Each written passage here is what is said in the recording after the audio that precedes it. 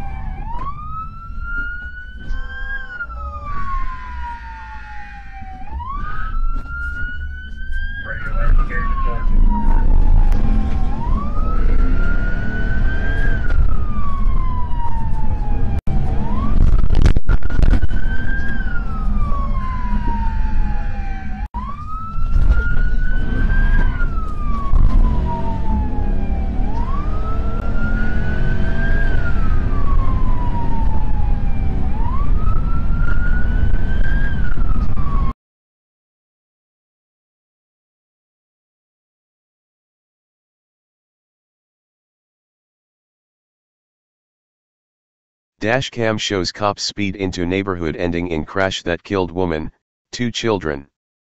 A grandma and her 2 grandchildren were killed in a crash after police initiated a deadly chase through a crowded neighborhood. Dashcam video was just released. By Matt Agarist, August 10, 2017.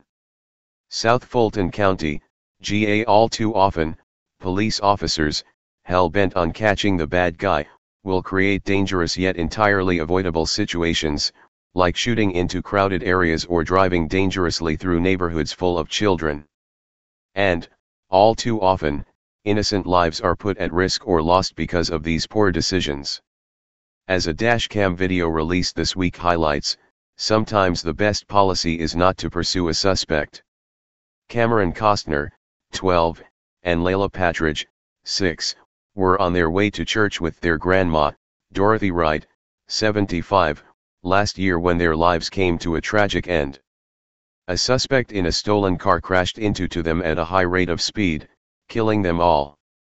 The family has since filed a lawsuit against the City of College Park Police and the Atlanta Police for creating this situation which led to the death of their loved ones. This was a non-forcible felony, which means there's no threat to life. The threat to life didn't begin until the chase began, attorney Christopher Chestnut said of how both College Park and Atlanta police violated policy by engaging in this dangerous chase. During the chase, the College Park officer apparently enthralled with the idea of driving at very high speeds through residential neighborhoods stopped and watched as the suspect did a 3-point turn to avoid the Atlanta officer who just joined the chase. Advertisement. That was the "I could have got you" moment right there. That's when it should have ended. It should have ended 2 minutes before the crash, said Douglas Partridge, Layla and Cameron's father. Read more.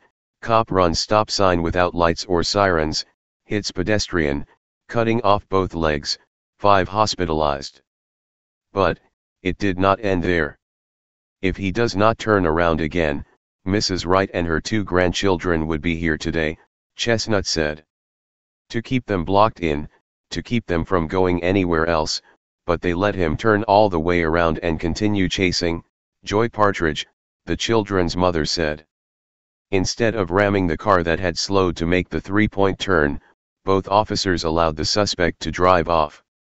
2 minutes later, he would slam into Wright's car. You can replace a car, but you can't replace a life. A car shouldn't be that big of a deal, Joy Partridge said. To add insult to injury, the high-speed chase that left 2 children and their grandmother dead did not result in an arrest. The suspected car thief was able to flee on foot and has yet to be captured by authorities. The Atlanta police are asking anyone with information about this suspect to call Crime Stoppers at 404-577-8477. Crash. Police released a sketch Friday of the man they say caused a crash that killed a grandmother and her 2 grandchildren on their way to church. Sadly, it appears that the egos of the officers got in the way of keeping safety paramount, and innocent people have suffered as a result. Of course, the suspect is at fault for the crash. However, if police would have decided to back off and obeyed their chase policy, he would have likely not been driving so fast through a neighborhood. When catching the bad guy takes precedence over ensuring public safety, the system is broken. There is no such thing as collateral damage in domestic policing. Dorothy, Cameron, and Layla should still be alive. Read more. Insane video of monster truck running over cop cars shows amazing level of officer restraint. As TFTP has reported in the past, unfortunately, police officers die in the line of duty every year. However, only a small percentage of those deaths are from people attacking them. The major cause of death of police officers in the United States is from traffic accidents. A study of just a single police department in Denver found that over the course of 3 years, 700 cops were involved in crashes. Of those 700 crashes, the majority of the time it was the officer's fault. However, almost none of them are ever cited. This above-the-law mentality coupled with irresponsible practices has created a dangerous environment for both police officers and the innocent civilians who all too often find themselves on the receiving end of a police cruiser's front bumper or a suspect trying to outrun them. Until officers are held accountable for their dangerous actions, these scenarios can and will continue to happen. Hey Charlotte County, this is Charlotte County COPWATCH, and I found that I had to make a change this ending on my videos, letting you know about the channel and fair use laws, you know, how we can report on other people's reporting and how it's good, how it's bad, etc. But you guys can look it up yourself. It is legal. It's in there. But like I've told you before, that I've been cut off from making money on YouTube for 4 years. It's really weird, bizarre, but they cut the money off, but they said you can keep the channel, and now YouTube makes all the money. And if you get bored, plug it into Social Blade website, and you'll see that they are making a huge amount off the site. Right now it's at 63 million views, 53,000 subscribers, almost 3 million views a month.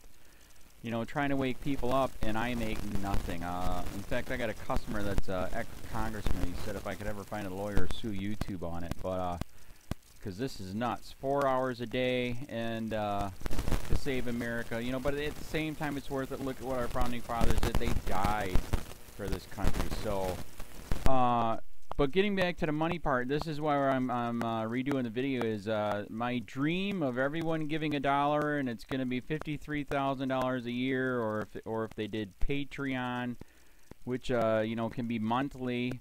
That is not working. That'd be great if it did. Nothing is perfect. And I appreciate the people that do donate, you know, what they can on PayPal. And there again, I'm letting you guys know that is not much. Is, you know, monthly is, oh my god. So anyways, yes, you cannot live on it. It's very, very, very low amount. But the dollar things, I do appreciate that. But when I first said everybody give $1, that's not working. I'm just I'm just letting you guys know it's, yeah, that's that dream. Everybody gives $1. 53,000 subscribers, it's not working. So yes, if you can give more than that, you know, I appreciate it. Like I said, you know, I'm in a unique situation where, you know, what we're already debt free, and I'm not rich, but with the little business that we have, I am able to do what I am able to do 45 hours a day, you know, letting you guys know what's going on. In 4 years, I've did the whole thing myself. 12,000 videos on there. I literally get emails where people are like, holy crap, I never knew it was this bad. And it is this bad, and it's getting worse every day because we have the internet, we have cell phones, we have cameras everywhere now, and it's just disgusting what's going on. And then, as you guys know too, now we got Trump, we got Jeff Sessions doing a war on drugs, and now he wants to go after the forfeiture laws again. It's just unfreaking real. So if you can give more than that dream of everybody giving $1, it's, yeah, that old video, that's not working. They're not, they're just not.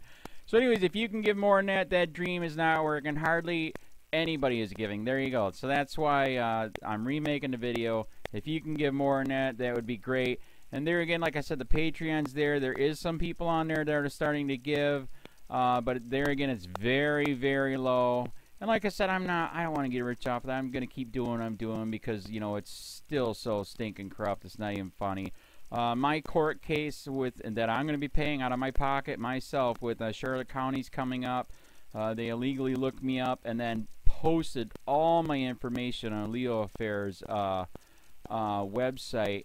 They basically doxed me, however you want to say that. I forget what the word is, and they outed me, man. And that information on that site went out to 500 sheriffs, deputies, people that work at the jail, etc., etc., etc. So, yeah, it is very, very scary, but we're going to do a federal case, 1983 case, violating freedom of speech. We have 17 cameras in the house now. We got 2 cameras in the car. I always carry a camera plus a cell phone. A lot of people are highly recommending I get a vest now. If I could, if the wife would let me, I would run for sheriff. We are trying to push the thing nationwide right now, where just to mix it up and to get the topics out there is register to run for sheriff, NPA, no party affiliation, as a write-in, and that is completely free, and you can participate in the elections. And there's a lot of stuff. We got a guy, James McLinnis in Pinellas County, Tampa, who almost won. He experienced the corruption himself. The story is unbelievable. Look him up. It's mind-blowing what they did. It pissed him off. He is very, very smart. He has way more money than I did. He ran for sheriff at the last 3 months last year in 2016 and almost won. He got all of the black vote.